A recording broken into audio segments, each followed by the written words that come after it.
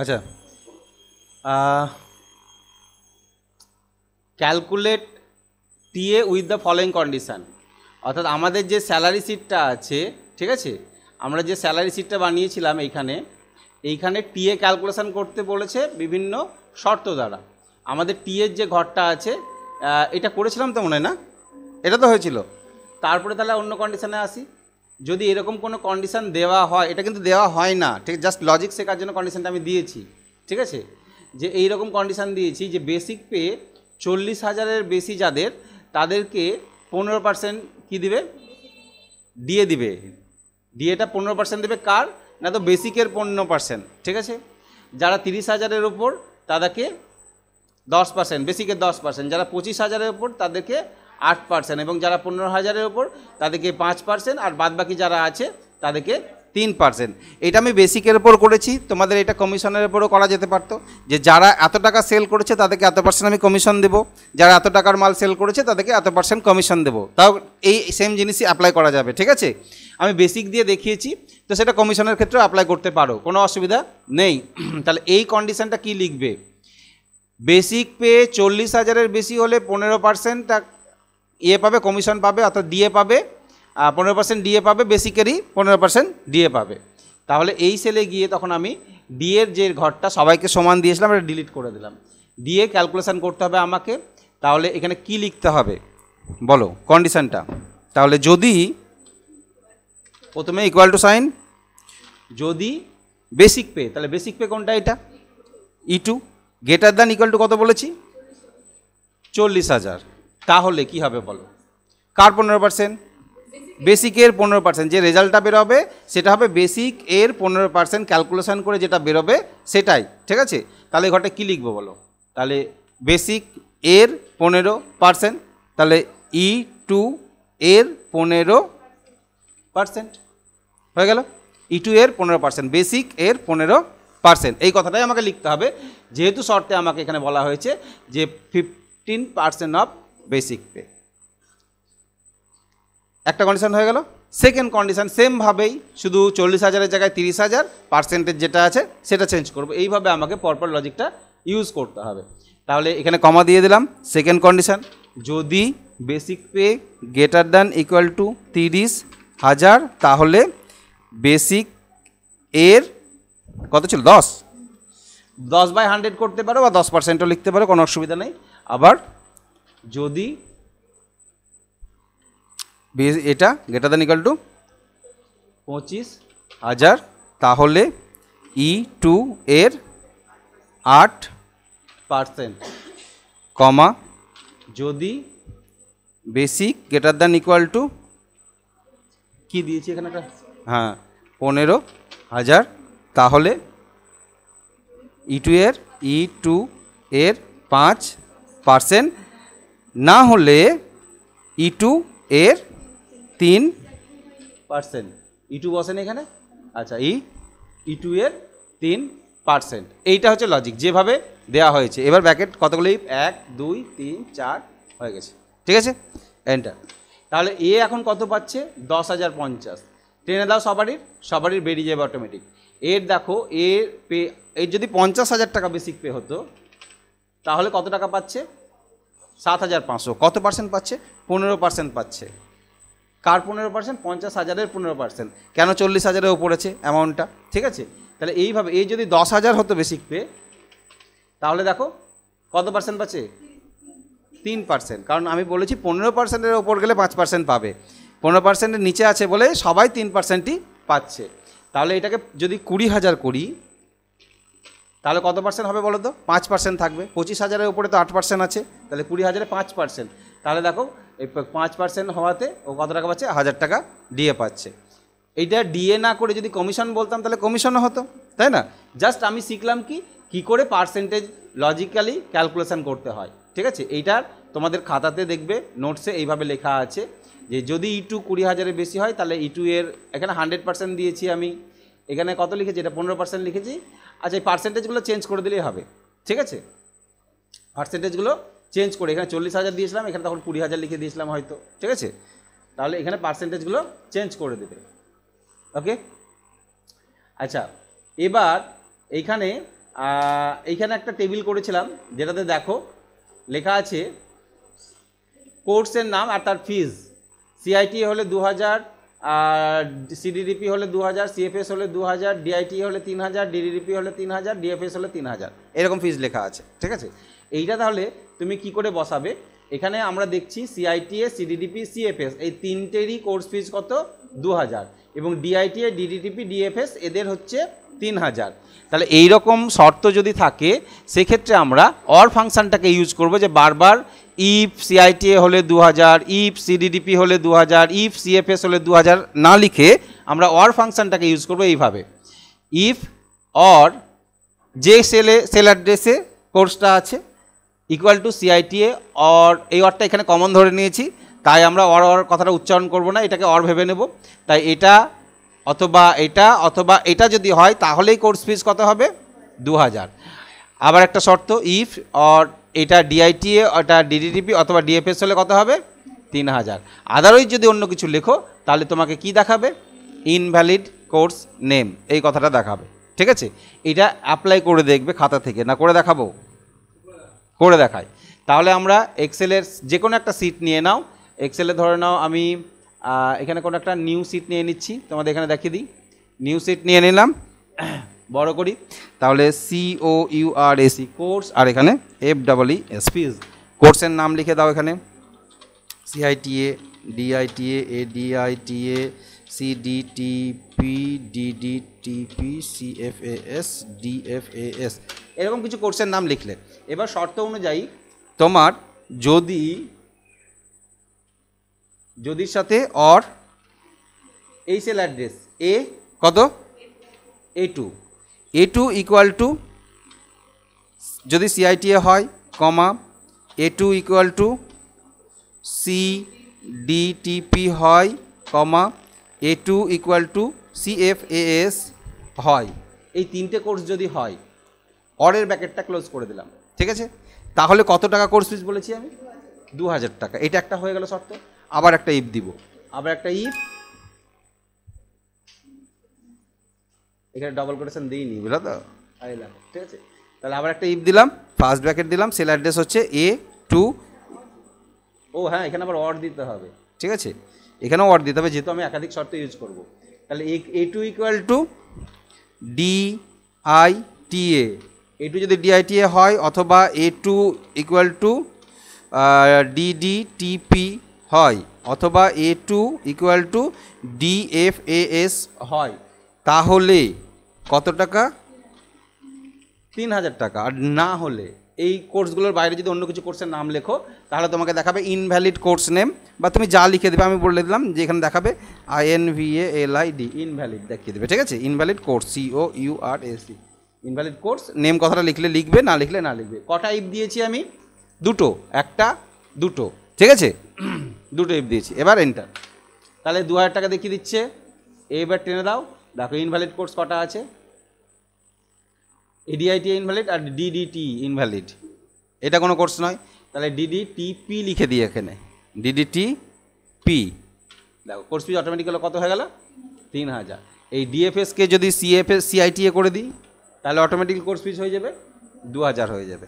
ঠিক আছে, তাহলে এইগুলো অ্যাপ্লাই করবে, লজিকগুলো প্র্যাকটিস করবে, প্র্যাকটিস না করলে কিন্তু বুঝতে পারবে না। ঠিক আছে,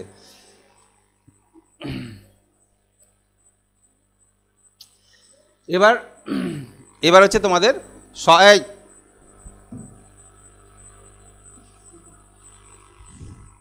এখানে আসো, ওইখানটায় চলে আসো। সরল সুদ এবং চক্রবৃদ্ধি সুদের একটা টেবিল করবে, simple interest and compound interest calculation. সরল সুদের ফর্মুলা বলো কি? সরল সুদের ফর্মুলা PTR/100, আর কম্পাউন্ড ইন্টারেস্ট চক্রবৃদ্ধি সুদের হ্যাঁ P×1+R/100। ঠিক আছে, হচ্ছে পাওয়ার T, তাই তো? T/N যা বলবে। তো চক্রবৃদ্ধি সুদের ফর্মুলা এখানে তোমরা এক্সেল সিটে করবে, একটা সিট করবে। সিটটা কিভাবে করবে? সিটটা নিলাম ইন্টারেস্ট ক্যালকুলেশন। এই দেখো ইন্টারেস্ট ক্যালকুলেশন, অর্থাৎ এই যে ইন্টারেস্ট ক্যালকুলেশন, এখানে আমি এটাকে ডিলিট করে দিলাম, কোনো ক্যালকুলেশন নাই। সিটটা এইভাবে বানাবে। আচ্ছা, কাস্টমার নেম, নাম বসালে কাস্টমারের, অ্যামাউন্ট কত টাকা তোমার কাছ থেকে নিয়েছে, ক বছরের জন্য নিয়েছে, কত % হারে নিয়েছে, তাহলে সরল সুদ ক টাকা হবে? চক্রবৃদ্ধি সুদ কত টাকা হবে এখানে তোমাকে ক্যালকুলেশন করতে হবে।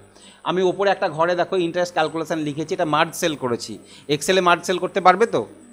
কী করে মার্জ সেল করতে হয় বলো তো? তুমি সেলগুলোকে সিলেক্ট করে নেবে যতটা সেল দরকার, এইখানে দেখো মার্জ সেল বলে একটা অপশান আছে, এখানে ক্লিক করবে, এটা মার্জ হয়ে যাবে। যেভাবে টেবিলে আমরা মার্জ সেল করেছি আবার ক্লিক করে এটা আনমার্জ হয়ে যায়, ঠিক আছে? একবার ক্লিক করে মার্জ, একবার আনমার্জ করতে পারবে।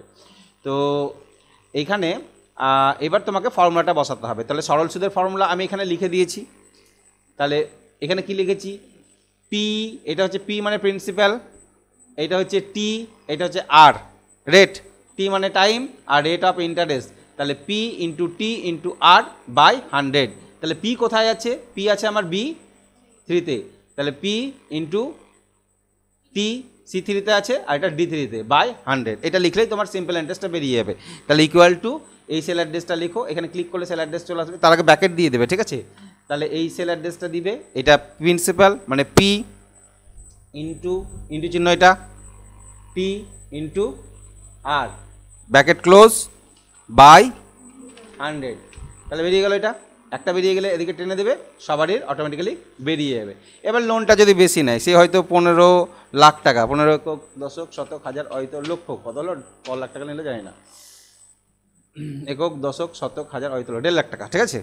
1.5 লাখ টাকা লোন নিয়েছে, তাহলে 2 বছরের জন্য নিয়েছে 10% সুদের হারে, তাহলে তার সরল সুদ লাগছে কত টাকা? 30,000 টাকা সরল সুদ লাগছে, ঠিক আছে? এটা যদি 5 বছরের জন্য নিত তাহলে 75,000 টাকা লাগতো। এই সুদটাই চক্রবৃদ্ধিতে যখন যাবে তখন কত টাকা লাগছে এবার দেখে নাও। তাহলে চক্রবৃদ্ধি সুদের ফর্মুলা হচ্ছে পি ইন্টু কি? P into 1 plus R by 100। পি মানে হচ্ছে প্রিন্সিপাল, তাই তো? তাহলে পি মানে প্রিন্সিপাল মানে হচ্ছে এইটা বি3 ইন্টু ইন্টু সাইন দিতে হবে, এখানে আমরা ইন্টু সাইন ব্যাকেট আমরা ইউজ না করলেও এখানে ইন্টু সাইন দিতে হবে। 1 প্লাস আর, আর মানে কি? এটা রেট, তাহলে 1 প্লাস আর বাই চিহ্ন এটা 100। পাওয়ার টাইম, পাওয়ারে ইউজ করতে গেলে এটা ইউজ করতে হয় ক্যারেট। পাওয়ার টি, টি মানে হচ্ছে এই যে এইটা C3, এখানে আবার মাইনাস B3 লাগিয়েছি, কেন লাগিয়েছি আমি তোমাদের বলছি, দেখো। তাহলে আমি এখানে ফর্মুলাটাকে ইউজ করি, ইকুয়াল টু এই যে ব্যাকেট দিলাম, প্রথমে একটা ব্যাকেট দিয়ে দাও, তাহলে এখানে করলাম এইটা পি ইন্টু 1 প্লাস আর, আর মানে কোনটা? এইটা আর, এটা আর বাই 100, ঠিক আছে? এবার এখানে পাওয়ার সাইন, পাওয়ার কত? টি, টি মানে হচ্ছে এইটা পাওয়ার টি, এইটুকুটা করলেই তো হয়ে যায়, তাই না? তো কত আসছে দেখো, ইয়েস করি, ব্যাকেট যেহেতু ক্লোজ করিনি তাই আমাকে মেসেজ দিল, আমি এখানে ইয়েস করলাম, তাহলে আমাকে দেখাচ্ছে এটা আমি 10,000 টাকা দিয়ে দেখি। 10,000 টাকা, 10,000 টাকার 5 বছরে 10% হারে 10,000 লিখেছি তো, 10,000 ও 5,000 টাকা সুদ লাগছে, আর এখানে লাগছে 16,105 টাকা। তাহলে এইটা কি আর এটা কি? এটা সুদ, আর এটা কি দেখাচ্ছে? সুদ প্লাস আসল টাকা দেখাচ্ছে, তাই না? তো আমি চাইছি এখান থেকে আসল টাকা বাদ দিয়ে দিতে, তাহলে শুধু সুদটাই দেখাবে, মোট কত টাকা সুদ লাগবে। তাহলে আসল মানে তো এইটা, তাই না? তাহলে এই আসল টাকা এখানে বাদ দিয়ে দেওয়া হয়েছিল, এর সঙ্গে মাইনাস করে দিয়েছিলাম আমি, এর ক্যালকুলেশন যা বেরাবে সেখান থেকে আবার এটাকে বিয়োগ করে দিলাম, ঠিক আছে? আসলটাকে বাদ দিয়ে দিলাম, তাহলে অনলি সুদটাই শুধু দেখাবে এইটা, ঠিক আছে? তাহলে এই B3টা দেওয়ার মানে হচ্ছে আসল বা প্রিন্সিপালটাকে বাদ দিয়ে দেওয়া, ওকে? এইটা, তাহলে এই সিম্পল ইন্টারেস্ট ক্যালকুলেশন শিটটা এখানে তোমরা করতে পারবে, ওকে? এবার কে কত টাকা নিচ্ছে, কত বছরের জন্য নিচ্ছে, তার পার্সেন্টেজ হার কত, সেই অনুযায়ী তোমার সরল সুদ এবং চক্রবৃদ্ধি সুদ দুটোই বেরিয়ে যাবে। তাহলে এই জিনিসগুলো আমরা বার করতে পারবো অনায়াসে, ওকে? এই ইন্টারেস্ট ক্যালকুলেশন শিটটা তোমরা তৈরি করবে, ঠিক আছে? সকালে তৈরি করবে, কি করবে? ওই যে বলেছিলাম এক্সেল শিটে যেখানে মার্কশিট করলে, এইটাতে যদি মার্কশিট করো, পরের শিটটাতে তুমি স্যালারি শিট করো, তারপর এটা ইন্টারেস্ট করো, তারপর আবার একটা শিট নিয়ে নাও, এখানে তুমি অন্য কিছু করো, একটা ফাইলের মধ্যেই সব থেকে যাবে, সব কাজ থেকে যাবে, ঠিক আছে? আলাদা আলাদা করে এক্সেল নতুন করে খোলার দরকার নাই, তুমি আগের দিন যে ফাইলটা সেভ করেছো নাম দিয়ে সেই ফাইলটাকেই খুলবে, সেই ফাইলের আলাদা আলাদা শিটে কাজ করবে, ঠিক আছে? আর সেভ করে রেখে দেবে ওখানে। সিম্পল ইন্টারেস্ট ক্যালকুলেশন, এই যে ফর্মুলা। আচ্ছা, এরপরে আমরা আরও কিছু শিখবো এক্সেলের সিম্পল ইন্টারেস্ট ক্যালকুলেশন, যেমন মার্কশিট আমরা করেছিলাম, এগুলো করেছিলাম, তার মতনই আমরা এখানে এবার ওই হোম ট্যাবের যে অপশানগুলো আছে এইখান থেকে কিছু অপশান আমাদেরকে শিখতে হবে। এক্সেলে তোমাদের কিন্তু নতুন করে আমি এইটা এইটা এইটা এগুলো শেখাবো না, এগুলো নিয়ে কাজ তো আমরা জানি, যেটা জানি না যেগুলো দরকার সেগুলো আমাদের শিখতে হবে, তাই তো? অপশান ভিত্তিক কাজগুলো। তাহলে হোম ট্যাবের মধ্যে থেকে কোন কোন অপশানগুলো শিখবো এগুলো আমাদের দেখতে হবে। তার আগে আচ্ছা, এবার একটা নতুন জিনিস যেটা হচ্ছে যে কোনো ডেট দিব, সেই ডেটটা কী বার। আজকে হচ্ছে 16 কত 6/2025 কী বার। এখানে আমি যদি এটাকে ড্র্যাগ করি আমাকে দেখিয়ে দেবে কত আজকে সোমবার, ঠিক আছে, দেখিয়ে দিয়েছে। কিন্তু আমরা এর আগে একটা ফাংশান শিখেছিলাম, সেখানে কিন্তু বলে দেয়নি কি বার, শুধু কি দেখাচ্ছিল উইকডে ফাংশান কি দেখায়, কি বার বুঝতে গেলে সংখ্যাটা তো দেখায়, 1 থেকে 7-এর মধ্যে সংখ্যা দেখায়, তাই না, কিন্তু সংখ্যা দেখায় কিন্তু সানডে মন্ডে তো বলে দেয় না। তাহলে এখানে কি করে বলে দিচ্ছে, তুমি যে কোনো ডেট দেবে, ওই যে বললাম যে 15ই আগস্ট 1947 সাল শুক্রবার ছিল, দেখো অটোমেটিক দেখিয়ে দিচ্ছে শুক্রবার। তাহলে যে কোনো ডেট দাও, তোমার জন্ম তারিখ দাও, হয়তো বললা 1/1/2028 সালের 1 জানুয়ারি কী বার হবে, স্যাটারডে হবে, ঠিক আছে, তাহলে অটোমেটিক্যালি আমাদের দেখিয়ে দিচ্ছে। তাহলে এই জিনিসটা আমরা উইকডে ফাংশন ব্যবহার করেছিলাম, সেখানে কিন্তু এই বারের নামটা বলেনি, সেখানে আমাদেরকে একটা সংখ্যা দেখাতো, তাই না, সংখ্যা দেখাতো। কেমন সংখ্যা দেখাতো, যদি আমি এখানে বলি দেখো উইকডে ইকুয়াল টু সাইন দাও ডাব্লিউ কি উইকডে, এই সেল অ্যাড্রেসটা বলে দাও, দেখো এই তোমার কী দেখাবে 7 দেখাচ্ছে। এখানে আজকের ডেট দাও 16 কত 16/6/2025, তাহলে কত দেখাচ্ছে 2 দেখাচ্ছে, তাই না। কিন্তু আমি চাইছি এইরকম দেখা, তাহলে এইটা কি করে করবে, এর জন্য তোমাকে লজিক ইউজ করতে হবে ইফ দিয়ে। যদি উইকডে 1 হয়, অর্থাৎ 1 যদি দেখায় তাহলে সানডে, যদি 2 হয় তাহলে মনডে, যদি 3 হয় তাহলে ওইডনেসে তোমাকে লিখতে হবে, একবার খাটতে হবে, লিখতে হবে। তা কী লিখেছি এখানে দেখো, এই দেখো বাবারে একবারে ঘাবড়ে গেলে, ঠিক আছে, ঘাবড়ানোর তো কিছু নাই, আমাকে তো কষ্ট করে একবার লিখতে হবে, তাই না। যদি ওই এই sell weekday A3 equal to 1, অর্থাৎ যদি 1 হয় তাহলে কি দেখাবে আমাকে সানডে, যদি উইকডে 2 হয় তাহলে মনডে, যদি 3 হয় তাহলে টুইসডে, 4 হলে ওয়েডনেসডে, তারপর হচ্ছে থার্সডে, ফ্রাইডে অ্যান্ড স্যাটারডে। এখানে ফলস কন্ডিশন কিছু নেই, কেন নেই, কারণ 1 থেকে 7-এর মধ্যেই দেখাবে, এর বাইরে কিছু দেখাবে না উইকডে ফাংশন, ঠিক আছে, তার জন্য ফলসে কিছু দিইনি, 7টা কন্ডিশন দিয়েছি, দিয়ে এটাকে এন্টার মেরেছি। তাহলে দেখো তুমি এইভাবে করতে পারবে, যে কোনো ডেট দিবে এখানে তোমার কী বার বলে দেবে, তাহলে এই এইটা বানাবে, ঠিক আছে। এইখানে কি হচ্ছে, তোমাদের লজিকটা শেখা হচ্ছে, ঠিক আছে, যদি এটা হয় তাহলে এটা হবে, যদি এটা হয় তাহলে এটা হবে, যদি এটা হয় তাহলে এটা হবে, তাহলে নিজের মতন করে তুমি লজিক ইউজ করতে পারবে। কি করেছি একবার ভালো করে দেখানো আরেকবার, ইফ উইকডে তো একটা ফাংশন, তাই তার ভিতরে কোন সেল অ্যাড্রেসের উইকডে না, তো A3, এখানে A3 নিয়েছি আমি, বা A2 এর নিতে পারো। যদি 1 হয় তাহলে তোমাকে ডিসপ্লে করবে সানডে, যদি 2 হয় তাহলে মনডে, এইভাবে 7টা বারের নাম তোমাকে ডিসপ্লে করাতে হবে। তাহলে তুমি নিজেই ক্রিয়েট করে নিলা যে তুই কি বার, যে কোনো ডেট বল, আমি দেখিয়ে দিচ্ছি কি বার হবে, ঠিক আছে, এটা বানিয়ে নিতে হবে। এইটা একটা হোম ট্যাবের, এই যে হোম ট্যাব MS এক্সেলে হোম ট্যাবের কিছু অপশান যেগুলো আমরা সম্বন্ধে জানবো, ওরিয়েন্টেশন আছে, র্যাপটেক্স আছে, মার্জ অ্যান্ড সেন্টার এগুলো আছে, এগুলো জানতে হবে, কারণ এগুলো আমাদের কাজের সাথে সাথে লাগবে। তো এইখানে ধরে না কোনো একটা সিট আমি ওপেন করলাম, মার্কশিটটাই ওপেন করি, মার্কশিটটা ওপেন করেছি, প্রথমত এইগুলো তো আমরা অলরেডি জানি, ফন্ট সাইজ বড় করা ছোট করা, ফিল কালার, লেখার কালার, এগুলো আমরা জানি। সিলেক্ট করে নিয়ে যা করবে সব সিলেক্ট করে নিয়ে করতে হবে, ঠিক আছে, ওকে।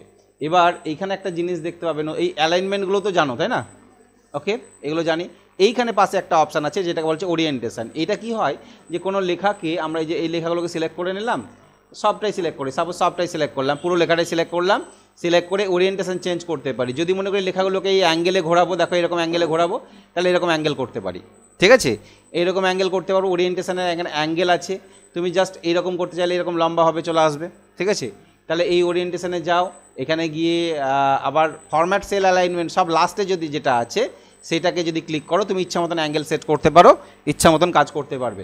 ক্লিক করো, দেখো এইখানে আসবে, এই যে অ্যাঙ্গেল এখানে অ্যারোটা দেখতে পাচ্ছ, এইটাকে ধরে তুমি যদি আবার নর্মাল পজিশন নিয়ে আসতে চাও, তাহলে এই সোজাসুজি 0 ডিগ্রি অ্যাঙ্গেলে আবার যেমন ছিল সেরকম হয়ে যাবে। কোথায় গেলাম, সব last option format sell alignment, এগুলো প্রিসেট কিছু করে দেওয়া আছে, ক্লিক করলে ডাইরেক্টলি চেঞ্জ হবে, ঠিক আছে। কিন্তু একবার চেঞ্জ করে দেওয়ার পর সোজা করতে পারবে না, সোজা করতে গেলে তোমাকে এখানে আসতেই হবে, ঠিক আছে। ফরম্যাট সেল অ্যালাইনমেন্টে আসবে, এই অ্যাঙ্গেল এখানে গিয়ে হয় লিখে 0 করবে, কিংবা তুমি জাস্ট হালকা এইটুকু 15 ডিগ্রি অ্যাঙ্গেলে উঠাতে চাইছো, ওকে করো, 15 ডিগ্রি অ্যাঙ্গেলে ঘুরে যাবে, কিন্তু লেখা বোঝা যাচ্ছে না, এমন ঘুরেছে যে লেখার বুঝতে পারছি না, তাই না। তাহলে কি করতে হবে, আবার গিয়ে তোমাকে অ্যাঙ্গেলটাকে চেঞ্জ করতে হবে, এখান থেকে এই এত দূর গেলে মোটামুটি লেখাটা দেখা যেতে পারে, এই যে, ঠিক আছে। তাহলে এই অ্যাঙ্গেলগুলো চেঞ্জ করে নিতে পারবে। এবার দেখো এই যে চেঞ্জ করে নিয়ে এই ধার থেকে করতে পারো, বা এরকম এই ধারে করতে পারো, বা এই ধারেও করতে পারো, এইভাবেও করা যায়, ঠিক আছে। তো এইবার সোজা করবো কী করে, যেমন ছিল তখন তোমাকে ফরম্যাট সেল অ্যালাইনমেন্টে আসতে হবে, এখানে এসে 0 ডিগ্রি করবে, দিয়ে ওকে করবে, তবে এটা চেঞ্জ হয়ে যাবে। তাহলে সেল অ্যালাইনমেন্ট এখান থেকে আমরা কি করতে পারি, we can change the cell orientation in different angle, এগুলো চেঞ্জ করতে পারি। র্যাপ টেক্সট বলে একটা অপশান আছে, এই যে make all visible cell content in a cell, অর্থাৎ যদি একটা সেলে অনেক লেখা লিখেছো কিন্তু সেলের মধ্যে দেখাচ্ছে না, বাইরে চলে যাচ্ছে, তুমি এখানে একজনের নাম লিখছো, অনেক বড় নাম, এই নামটা বড় হয়ে কোথায় চলে যাচ্ছে, বাইরে চলে যাচ্ছে, এই যে এটা দেখাচ্ছে, পুরোটা দেখাচ্ছে না, অটোমেটিক বড় হয়ে গেল। কিন্তু যদি এমন হয় যে আমি একটা সেলের নাম লিখছি, এখানে তুমি কিছু একটা নাম লিখছো, দেখো নাম লিখলে এবার কি হচ্ছে, নামটা এই সেল থেকে বার হয়ে দিকে চলে যাচ্ছে, একটা সেলের ভিতর দেখাচ্ছে না, তখন তুমি এইখানে র্যাপ টেক্সট বলে অপশান আছে, ক্লিক করে দেবে, অটোমেটিক্যালি ওই সেলের ভিতরেই চলে আসবে, তাতে সেলকে বড় করতে হয় করে নেবে, ঠিক আছে, অটোমেটিক করে নেবে, এটাকে র্যাপ টেক্সট বলা হয়।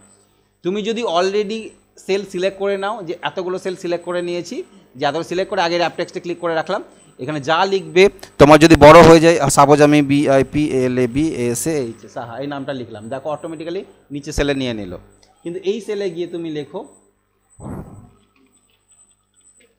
হ্যাঁ অটো বাইরে দেখাবে ওকে, ঠিক আছে, হয় তখন তোমাকে এখানে যদি লিখতে যাও তাহলে এখানে লেখা হবে, কিন্তু ওই লেখাটা এখানে ঢেকে থেকে যাবে, ভিতরে ঢুকে থেকে যাবে, এই একটা প্রবলেম। তখন তোমাকে কি করতে হবে, এখানে গিয়ে র্যাপ টেক্সট করে নিতে হবে, ঠিক আছে। এবার অ্যালাইনমেন্টটা সেন্টার নাই, এই সাইড চেপে আছে, সেক্ষেত্রে তুমি সেন্টার করো, এদিকে সেন্টার করো, তাহলে দেখতে ভালো লাগবে, এগুলো করতে হবে অ্যালাইনমেন্টগুলো। তাহলে এই হলো আমাদের র্যাপ টেক্সট। র্যাপ টেক্সট মানে বুঝতে পারলাম, একটা সেলে যদি লেখা না আটে তাকে আমি নিচে লাইনে নিয়ে আসতে পারি, ঠিক আছে। এটা আর এটা হচ্ছে merge and centre. Merge and centre ওই যে মার্জ সেল আমরা করেছিলাম না। হ্যাঁ, আরেকটা জিনিস তোমরা মাথায় রাখবে, এক্সেলের এই যে ঘরের যে দাগগুলো দেখতে পাচ্ছি, যে বর্ডারগুলো দেখতে পাচ্ছ না, এই দাগগুলো, এগুলো কিন্তু প্রিন্ট আউট হয় না। তুমি যদি প্রিন্ট করতে যাও কাগজটাকে, দেখো প্রিন্ট করি আমি, এখানে গিয়ে প্রিন্ট প্রিভিউ যাও, প্রিন্ট প্রিভিউ কেমন দেখাচ্ছে, ফাঁকা, তাহলে দাগ প্রিন্ট হয় না। দাগ প্রিন্ট করতে গেলে দাগ দিতে হবে তোমাকে, ঠিক আছে, মানে বর্ডার দিতে হবে, বর্ডার না দিলে প্রিন্ট আউট আসবে না, সব ফাঁকায় আসবে। এই যে টেবিলে তুমি মার্কশিট করে এই যে লেখাগুলো করেছো, এই যে মার্কশিট করেছিলে কোথায় জানো, এখানে একটা মার্কশিট করেছিলে না কোথায়, এটাতে কিছু করিনি তাই মনে হচ্ছে, তাই না, এটাতে কিছু করিনি, এটা করেছি আমি, এটা এখনই তোমাদের নতুন সিট নিলাম, তাই তো। আচ্ছা এইখানে আসি, এইখানে দাগ দেওয়া আছে বুঝতে পারছো, বর্ডার, আর নিচে বর্ডার দেওয়া আছে না, তাহলে এইটা যদি প্রিন্ট করতে চাই, এখানে গিয়ে প্রিন্ট প্রিভিউ, তাহলে দেখো এটা দাগ আসছে প্রিন্টে, নিচের আর দাগ আসছে না। তাহলে তোমাকে যতগুলো প্রিন্ট আউট করতে চাইছো তোমাকে কি করতে হবে, বর্ডার দিতে হবে। এই দাগগুলো কালো কালো এবং মোটা মোটা লাগছে, কারণ এখানে আমাদের বর্ডার দেওয়া আছে। যেখানে বর্ডার দেওয়া থাকবে না সেইগুলো কিন্তু প্রিন্ট আউট হবে না, মানে দাগ প্রিন্ট আউট হবে না। এটা বর্ডার দেওয়া আছে, দাগ প্রিন্ট আউট হবে, আর না হলে কিন্তু সিম্পল তোমার ফাঁকা প্রিন্ট আউট হবে, বুঝতে পারলে তো। বর্ডার আমার সবগুলো নিয়ে দেওয়া আছে, ওকে। এইখানে গিয়ে দেখছি আমার এটাতে বর্ডার দেওয়া নেই, এটা প্রিন্ট আউটে যাও, প্রিন্ট প্রিভিউ দেখো, এই দেখো ফাঁকা এরকম আসবে।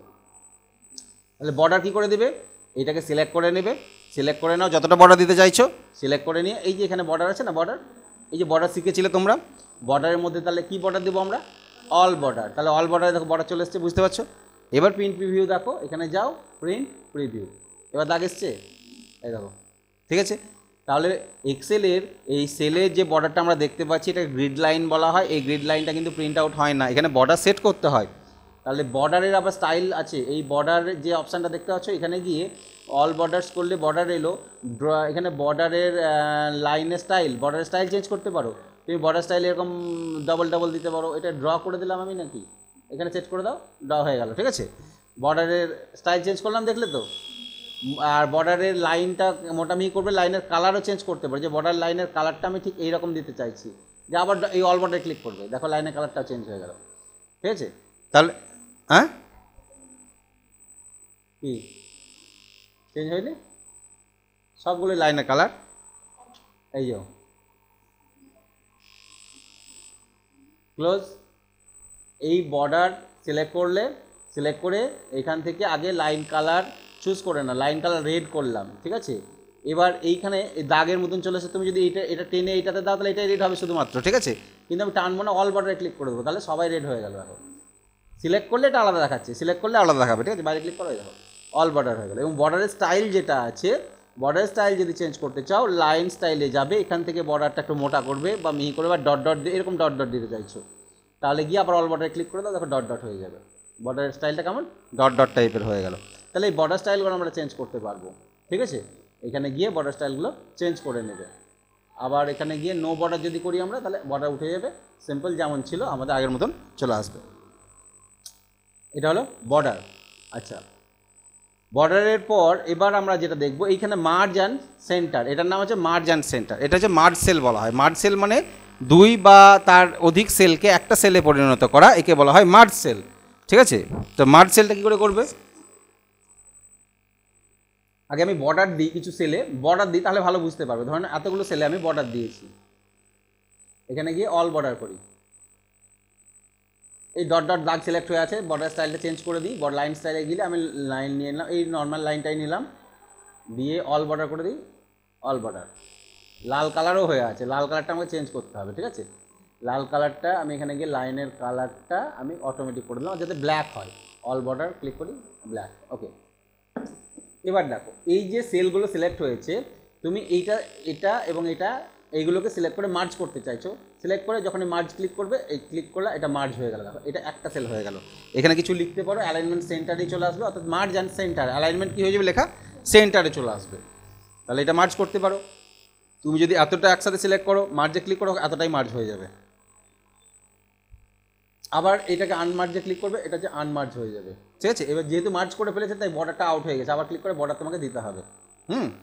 তাহলে এই মার্জ সেল হচ্ছে সিলেক্ট করে মার্জ করে নেওয়া। এখানে একটা অপশান আছে মার্জ, এখানে অপশান ড্রপ ডাউনে ক্লিক করো, তীরচিহ্নে মার্জ অ্যান্ড সেন্টার, প্রথম অপশানটা মার্জ অ্যাক্রস বলে একটা কাজে লাগে, ঠিক আছে। মার্জ অ্যান্ড সেন্টার আর মার্জ সেল এই দুটোর মধ্যে পার্থক্য হচ্ছে এটা মার্জ হবে এবং অ্যালাইনমেন্ট সেন্টার হয়ে যাবে, লেখা সেন্টার থেকে শুরু হবে। আর মার্জ সেল করলে কী হবে, মার্জ হবে কিন্তু অ্যালাইনমেন্টটা লেফট থাকবে, লেখা বাম দিক থেকে শুরু হবে। পার্থক্য কিছু নয়, শুধু অ্যালাইনমেন্টের পার্থক্য। বাকি পার্থক্য হচ্ছে মার্জ অ্যাক্রসে একটু পার্থক্য আছে। আর আনমার্জ হচ্ছে মার্জ করে ফেলেছো, আবার আগের অবস্থায় ফিরে চাইছো, তখন আনমার্জ করতে হবে। এই যে এটাকে মার্জ করেছি আমি, এবার এটাকে আনমার্জ করবো, আর একবার গিয়ে এখানে গিয়ে আনমার্জ করবো, এরকম আগের অবস্থায় যেমন ছিল একটা সেলের ভিতর আলাদা আলাদা সেল তৈরি হয়ে গেল, এটা আনমার্জ হয়ে গেল, ঠিক আছে। আর মার্জ অ্যাক্রস মানে হচ্ছে আমি চাইছি এইরকমভাবে একটা সেল মার্জ হবে, আবার এইরকমভাবে একটা মার্জ হবে, মানে একটাই করে ঘর হবে, এত বড় একটা ঘর হবে, ঠিক আছে। এই CDE একটা ঘর হবে, তখন তুমি এটাকে মার্জ করলে, আবার এখান থেকে যাবে এটাকে মার্জ করবে। এ দেখো এইরকম আমি ঘর চাইছি, বুঝতে পারছো তো, এরকম লম্বা লম্বা ঘর চাইছি, এই যে লম্বা লম্বা এই ঘরগুলো আমাকে মার্জ করতে গেলে অনেক টাইম লাগছে, বারবার করতে হচ্ছে। সেক্ষেত্রে আমি সিলেক্ট করে নেবো ডাইরেক্টলি যতগুলো চাইছি, সিলেক্ট করে নিয়ে মার্জ সেলে ক্লিক করবো না, মার্জ সেলে করলে তো পুরোটাই মিটিয়ে যাবে। আর এখানে যাবো মার্জ অ্যাক্রস বলে দেবো, তাহলে কী হবে দেখো এদের দাগ, মাঝের দাগগুলো মিটিয়ে যাবে, আমার এটা লম্বা লম্বা ঘর হয়ে যাবে, বুঝতে পারা গেল কি। আবার সিলেক্ট করে নিয়ে এটাকে আনমার্জ করে দেবে, এখানে গিয়ে দেখো আগের অবস্থায় ফেরত চলে আসবে, বর্ডারগুলো দিয়ে দাও। তাহলে মার্জ অ্যান্ড সেন্টার এটা আমাদের কাজে লাগবে, এই অপশানটা আমাদের কিন্তু ইউজ করতে হবে, ঠিক আছে। ওরিয়েন্টেশন, মার্জ অ্যান্ড সেন্টার এইগুলো। তাহলে আজকে আমি বেশি করালাম না, তোমাদের ওই যেগুলো করালাম স্যালারি শিটের ক্যালকুলেশনটা করবে, তার সাথে ইন্টারেস্ট ক্যালকুলেশন, ডে নেম বার করাটা, আর এই ওরিয়েন্টেশনগুলো দেখবে, ঠিক আছে, মার্জ সেলটা, ওকে। এইটুকুটাই থাক।